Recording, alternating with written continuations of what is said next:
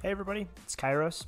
I'm just doing a quick rundown on the C9 versus Damwon game that just happened today. Spoiler alerts, obviously we're going to break down some different parts of the game that were just really game-changing that I wanted to talk about a little bit more in depth to see how Cloud9 pulled off this big upset win, and I think there's a few kind of interesting things that they did. First, they made Damwon one-dimensional, that it was a mostly short-range team except for the Jace, and so they took steps to mitigate his poke threat, which made life very easy for Sven and for Perks on champs that do pretty well against heavy melee teams.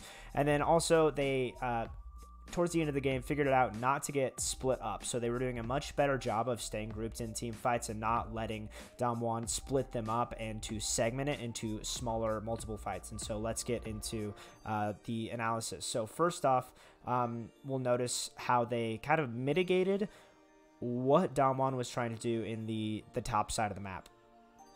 So right here, it was off the first clears of both of the junglers, and you'll notice that Canyon hasn't reset yet. So he looked for this first play. They got the first blood, committed the flash, but that opens up some opportunities in the top side because we see that Blabber is up there and they know that Canyon hasn't reset yet and his only camps are going to be from the bottom up to top side again. And so Blabber kind of has a opportunity to work in the top side. So on this timer, he knows that Canyon can't answer this play in top. Khan is super pushed up, and so he looks at that opportunity, commits the flash. Fudge also commits the flash here, so that which actually ends up being really important because he keeps the W right here. So he doesn't use the W up to Blabber to get the kill. He commits the flash, picks up the kill. It ends up being really big, and they've kind of taken the first step of mitigating the Jace in this game, who's kind of the one big poke and range threat for DK. And then the next play, they pick up the Ocean Drake, which is pretty nice also for mitigating the Jace. So he doesn't really have a lot of poke potential. They set up this play basically. You'd have to go back and watch the full thing. We're just doing highlights here. But after a while, they get priority in the bot lane, and they know that Rumble has pathed up into the top side, and they trade this for the Rift Herald, which, I mean, I don't completely love it, but they do get the Dragon, which ends up being really important for mitigating the Jace and making sure that Khan doesn't really get to play the game later on. And then the next part of this is that I think we have our first team fight coming up that we're going to jump into. So they actually make a kind of interesting rotation. You'll see that the Herald isn't even coming. There's no Herald. The Drake is spawning, but C9 sends Sven and Vulcan up into the top side, so I'm not completely sure on this call. I would have liked to see them stay in the bot side instead and be around for that Dragon, but I think maybe they just didn't want to coin flip the early game team fights, knowing that DK is going to be stronger than them early on, but then eventually C9 will outscale. It's just weird because they don't get any plates in top side. They've already expired, so I'm not 100% sure on what they were trying to go for in this play, but I thought it was worthwhile to pick up on this, that they decided not to go for the second Drake, which I think Damwon doesn't pick up right away, so they're kind of surprised by it too, I would expect. And this is a really cool play right here. So Perk seems like he's caught out at the moment, and so he just has to put down his damage basically, and Blabber flashes over to guarantee that Showmaker is stuck in the Victor ults for the extra tick, which ends up being the difference in what gets them these two kills, and Blabber gets out alive. So really heads up play by Blabber to flash in, make sure that he guarantees the lockdown on Showmaker. Just heads up play by him, and he's pretty far ahead at this point. Well, he picks up the kill, and that's a big momentum swing. They also get this kill on Beryl here, walking up for whatever reason. So then we jump over to kind of the end results of what has happened in the top side. So we have Fudge now. He's actually 2-0, and he goes and he's just getting solo kills at this point. He's much stronger than Khan, and he's kind of smurfing on the Lee Sin. He ends up going, I think, like he starts 7-1 or something like that. So the investment in Fudge has paid off big time. The Jace is very, very compromised at this point, and we're coming up onto a team fight here pretty soon, and it's actually the ideal setup for Rumble. This is a very good setup for Rumble. So we're going to start looking at C9. They mitigated the Jace, so they've made DK fairly one-dimensional, pretty short-ranged, and so they're very reliant on the Rumble and the Nautilus to start off these fights and to separate people in these choke points, and also using Showmaker on the Sylas to attack the backline and make sure that they aren't able to fight as 5, because if C9 can fight front to back as 5, then they're going to, I mean, DK is going to lose the fights most of the time if the gold is all even and if everything else is even. So right here, Vulcan is kind of seemingly caught out at the beginning, and they are pushing back, and then Canyon is going to drop the equalizer on top of Sven, and Sven is forced out, so he has to W over the wall to stay alive. The double TPs come in, and Sven just doesn't get to hit at all. For most of this fight, he doesn't get to put down damage, which ends up being really big. Over-ambitious flash right here to put himself in range of Khan.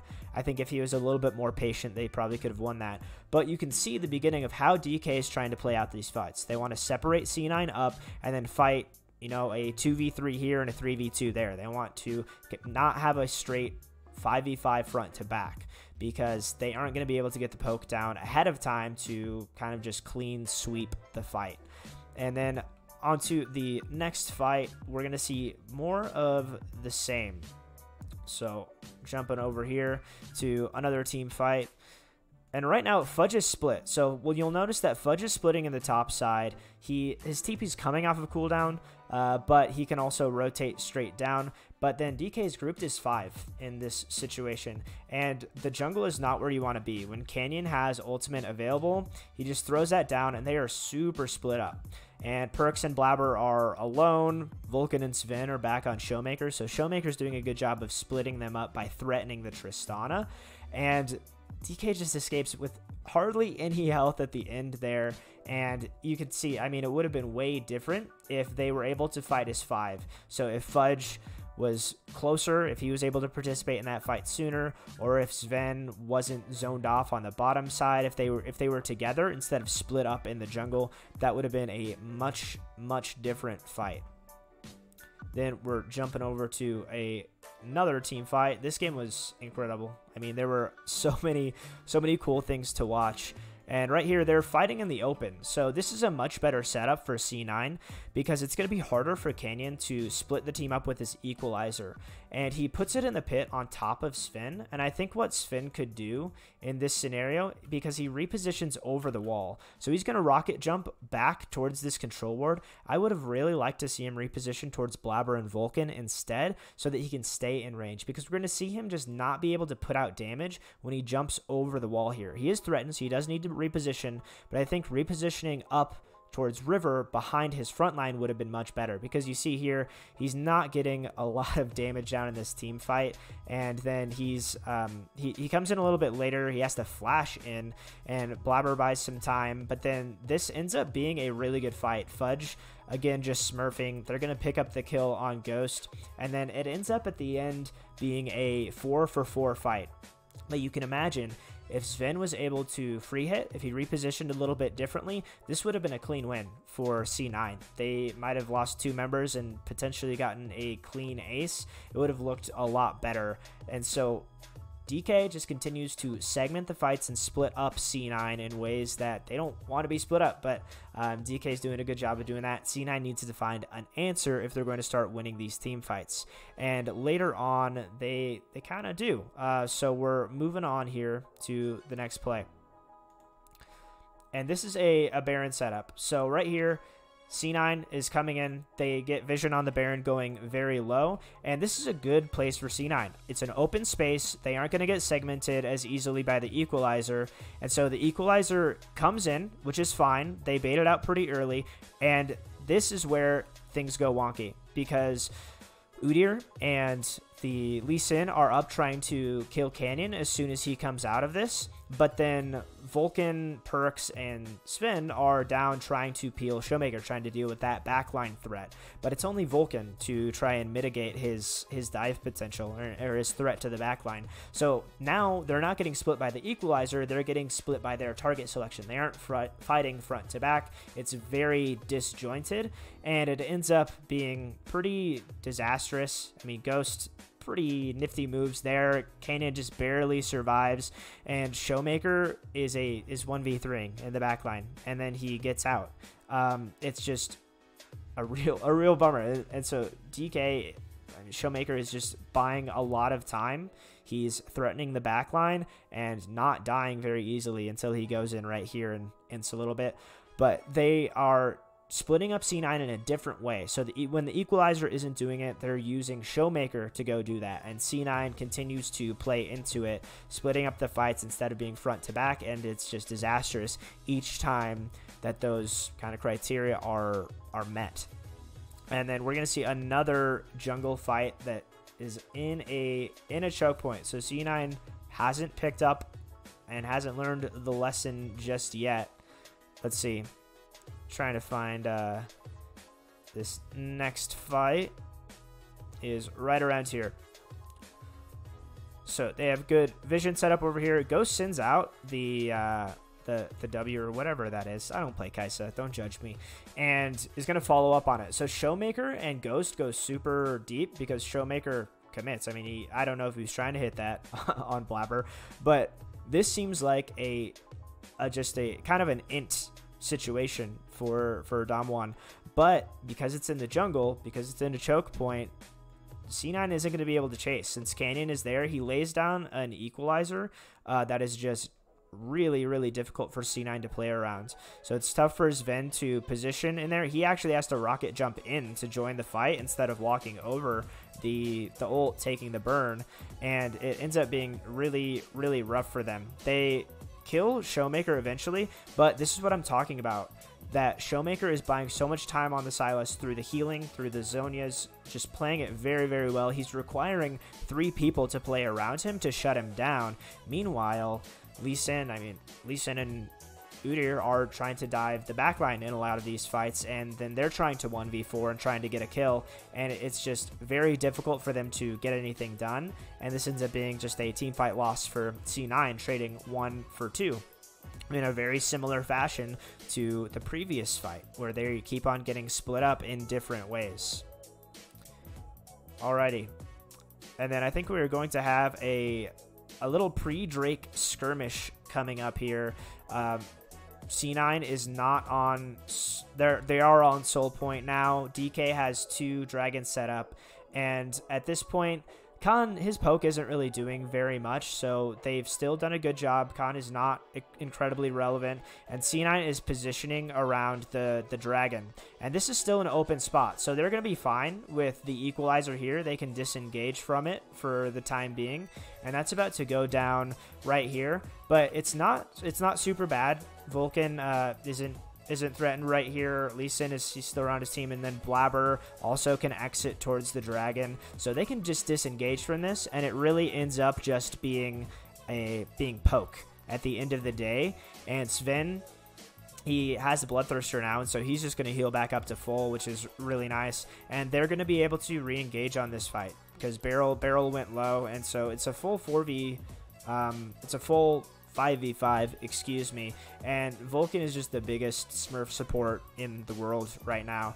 He's gonna look for this engage, and I think DK expected C9 to be chunked out and reset, but instead they're still here. They're able to take the fight and go in.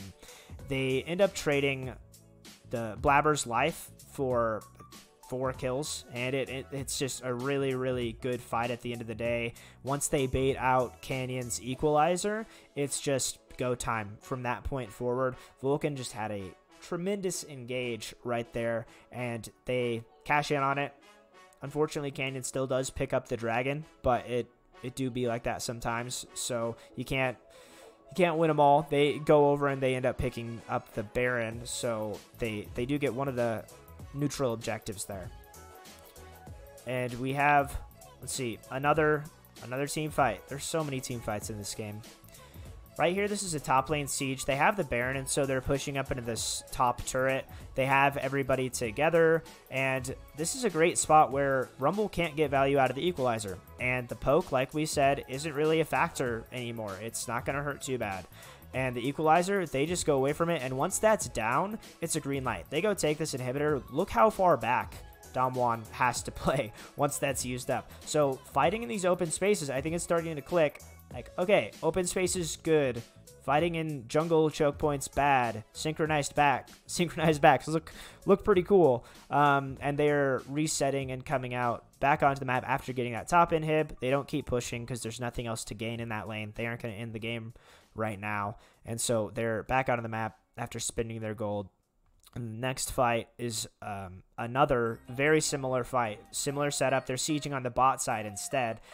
And the equalizer is just going to be disengaged from. When you're in the open, it's super easy to play around. They back away, they get the next minion wave, and it's pretty much the same exact fight here. They step up, they know the equalizer's down, they get the turret, and then they're also going to convert that into the inhibitor here. So 2 inhibitors down. C9 is just playing it really well in the siege. So their siege is going very well because it's kind of by nature in an open space. It prevents DK from getting those flanks with Showmaker and also from Canyon getting really high value equalizers. And kind of the main way that they would deal with the siege is by poke with Khan, but his poke is pretty much mitigated. The Ocean Drake with Sven having the Bloodthirster, it's not providing a lot of value at this point in the game. Then let's see, next fight is going to be actually right around now. So it's just dragon setup. They TP back in immediately. So after the siege, they went into the blue side jungle of DK and put down wards that we're going to be able to see. Then Fudge immediately TPs back in to keep up the vision pressure. They're going to clear out the little vision that Damwon got to put down, and it makes it impossible for DK to come in and contest this dragon, at least safely. They just don't really have the tools to do that. It's not super fun to face check into Fog of War, and they end up just giving away the dragon because the spawn timer is perfect for C9. They're there to pick it up. They had the vision control, all the setup that they needed. And also they got, before the dragon setup, or as part of the dragon setup, they pushed the mid lane and they pushed the bot lane to make sure that DK had to go catch those back towards closer to their base, which means that they just get the benefit of the vision in the lanes, and also DK is going to be slower to move over because they have to deal with those minion waves, especially the super minions in bot before they come over to the dragon. Then the next setup that we're going to have is, let's see, it's actually another mid lane siege. So C9 does not have the Baron up, but Jace isn't a champion, so they're basically 4v4 at this point. You can see it's not doing much, and here they're setting up the siege mid. They're feeling really good. They know that if Canyon throws down Equalizer, they just back away and then re-engage, and Blabber's taking a little bit of poke, but it's not too bad. There goes down the middle turret. Barrel kicked away, so he isn't able to get any big engage, and there's just they're sending out more pokes. So C9 is poking much better than Damwon is. And with that, DK has to send members back to base. So Barrel and Canyon, low health. That gives the 3rd inhibitor. And right here, we're going to see kind of the final team fight coming out from C9. Barrel flashes in, but it's an easy disengage. Perks just goes into stasis, and they get this beautiful front to back. This is the front to back that they could have had for most of the game. I mean, if they could have found it in those other situations, it would have been a much cleaner win. It would have been a lot easier if Sven was able to free hit instead of getting zoned out, and if Showmaker wasn't as much of a threat to the backline and they could have just fought 5 versus 5. That was just a beautiful team fight. Barrow goes down and they end up getting this siege. It's kind of a futile attempt here from DK. Now C9, this Sven is super strong now, and they get these kills, pick them up, and the hope is still alive for North America. I hope that you guys enjoyed this breakdown of some of the key points and key moments in this game. If you want more videos like this, let me know down below and I can keep going as we continue through the tournament. And thank you for watching to the end. I will see you next time.